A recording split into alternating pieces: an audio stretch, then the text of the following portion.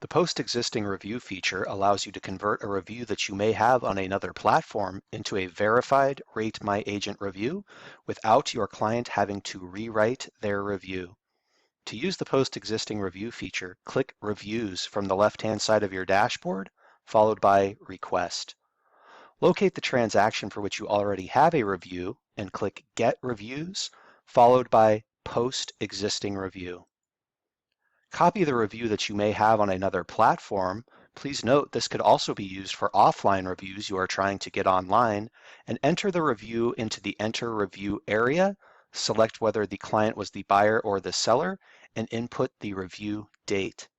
The next step is to input your client's contact information who had previously left you the review. You will put in their name, email address, and a message. The message is optional, but we highly recommend when using Post Existing Review to let your client know that they are not rewriting the review, they are simply verifying it. Then press Post Review and send verification. Your client will receive an email and they will be taken to a page to give a star rating, verify the review, and click Submit without having to create an account or rewrite the review. You have then created a verified Rate My Agent review.